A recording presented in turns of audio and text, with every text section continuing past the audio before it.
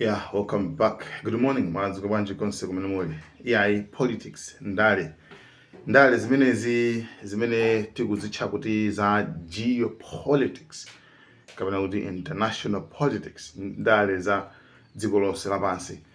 Koma za Trump zavosa za kumalawi Trump wabweranso ka number 2 kapena kuti kachikena kuwauza wanthu kunena kuti akuti iyeyo malinga ndi kukambirana kumene akukambirana ndi anthu aku Iran aja, ati waganizanso kuti ati ndi pempho lawo aku Iraniwo akuti ampatsa 10 days ndi iye wavomera. Okay, akuona kuti 10 days panopa asintha za 5 days zija, so panopa waika 10 days asanaphulitse ku energy kwa Iran kama tingonde kuti mwachidule Eskom ena sama mvesete kamati Eskom ati kuti amene muzikwirani kulibe Eskom. Okay, chimene tutanzoona kuti ndofuna mumvetsetse, that's why ndikuti Eskom kwa Eskom ku Eskom ngaphulitsako magetsi ayaka sayaka. So kwirani koso kuliso kuma energy infrastructure kumene kuma power plant kuma getsi kumene magetsi amachokera kumene koko. So iwo aja kuti afuna aphulitse kumene koko, poyamba anapereka 2 days, ka number 2 anapereka 5 days, pano apereka 10 days. Apereka 10 days, so pano akuti ndikupereka 10 days. So if you are familiar with this trick, ngati muli familiar, ngati mukudziwa za trick imeneyi, ngati mukuti tsamba titsata kuyambira kalekale, ndimafuna ndikutengereni nkoni ku Russia, nkhondo ya Russia ndi Ukraine.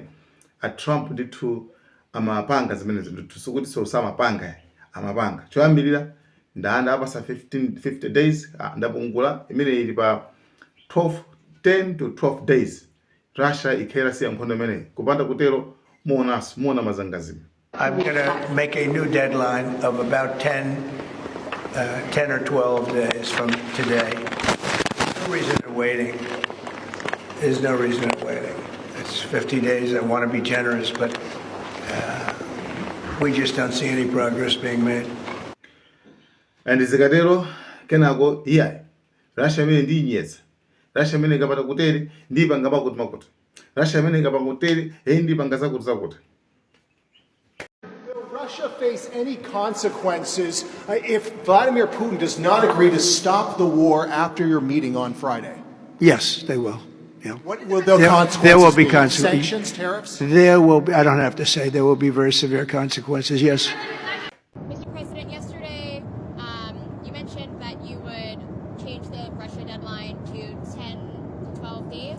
Has that started yet, or when can we see the official statement that is the new deadline? I'll tell you what, I'll give it to you now. Do you want a big scoop?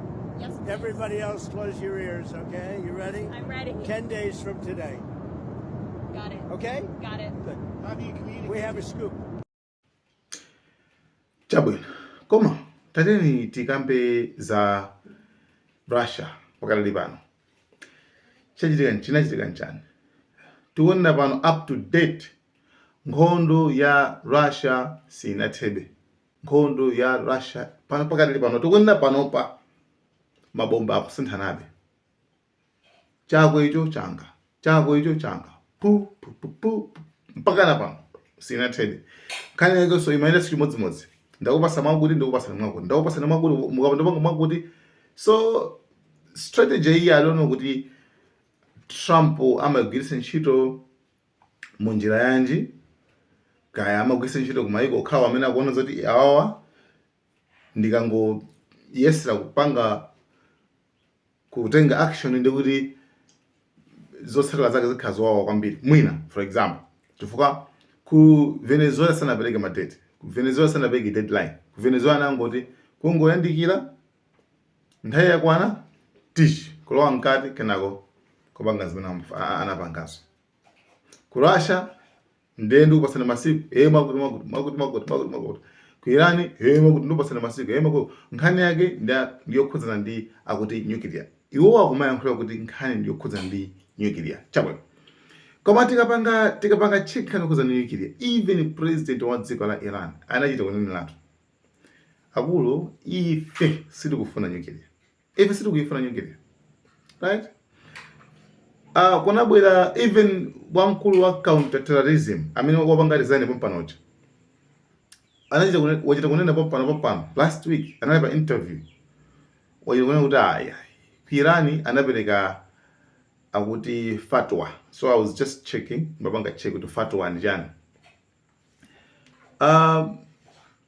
Mtsogoleri wa mpingo wa Islam wa mkulu amapereka chilamulo chimene chimachita kuti fatwa ndi unali yese amenena kusala chiricho chimene chocho. So Irani anapereka lamulo limene lile lonena kuti pasapezeke ukozi yani nuclear, bomba la nuclear.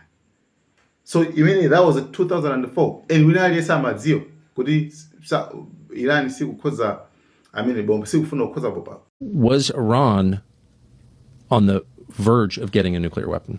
No, they weren't, 3 weeks ago when this started, and they weren't in June either. I mean, the Iranians have had a religious ruling, a fatwa, against actually developing a nuclear weapon since 2004. That's been in place since 2004. That's available in the public sphere. But then also we had no intelligence to indicate that fatwa was being disobeyed or it was on the cusp of being lifted. The Iranian strategy, it's actually pretty pragmatic. The Iranians are obviously aware of what's taking place in their region, and their strategy was to not completely abandon their nuclear program because they saw what happened to Muammar Gaddafi in Libya. Koma Iran choyambirira simafuna kuti igonjetsedwe ndi Israel. Chimene choyambirira. Number 2, Iran simafuna kuti America iziwapasa ma sanctions. Before at the moment ukakhala kuti you are weak, bas pena amakuonelera. That's why awakona kuti ino Iran rasiyani zimene zizi mabomba amusiye makuti cholinga akhale ofoka then kenako apange zimene anga wapangezo. Imene njira ya America. So anyway, ngani ndimeneyo imene ndithu timakambirana pompano pa and zinthu zina zadabwitsa makamaka za Donald Trump ndizonena kuti basi ndinkhani kuza ndi pum pum pum pum Bing, bing, bing, boom. It's gone. It's a bing, bing, bing. Missile launch, bing, boom. This, and we're like, ding, boom. This is me. I hear, bing.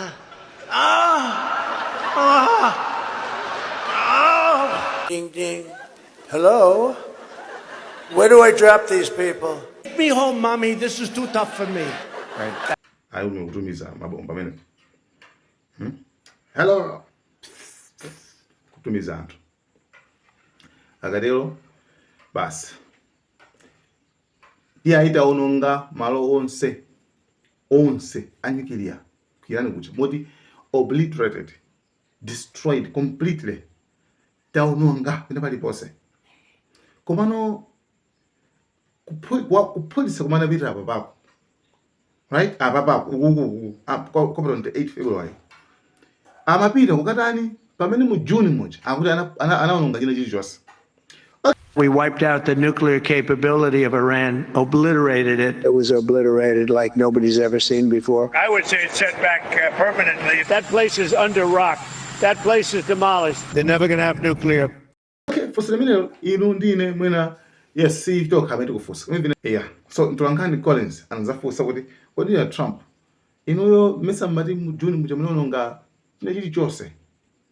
Like sukano panopa muri panali imminent threat. Imminent threat. Ndi yopezuna kuti anytime akuza tupanga attack. Ndi inu munaganiza kuti panali imminent threat, panali chopyezo kuti athu tupanga attack nthawi yonse. Iran itopanga bomba la nyuklia kuti panga attack. Zimachikula kuti a Trump yankhulake lero seketsa kwambiri. Akuti chabuno tikuzokuononga, chabuno wamwena kuzotenga sama fosholo ya kufukulaso. Aduka atha kufukula uranium. You obliterated their nuclear sites last summer with your strikes. Then how can you argue it was an imminent threat now? Oh, we hit them so hard, we obliterated them. But that doesn't mean with the right equipment, you can't dig down and go get it. Actually, I mean, oh. Yeah, ndiye panali nkhani choti akuti Iran yampasa gift, yampasa mphaso yeyo. Ndi akuti mphaso ija waulula pano. Waulula mumvena kuti ndi mafuta. Guys. Trump, wait. you know, I told you about a present, right? Steve, can I reveal the present? You can do anything you want to say. They said to show you the fact that we're real and solid and we're there. We're going to let you have 8 boats of oil, 8 boats, 8 big boats of oil. This was 2 days ago. And they'll sail up tomorrow. That was 3 days ago. Anyway, guys, thank you so much.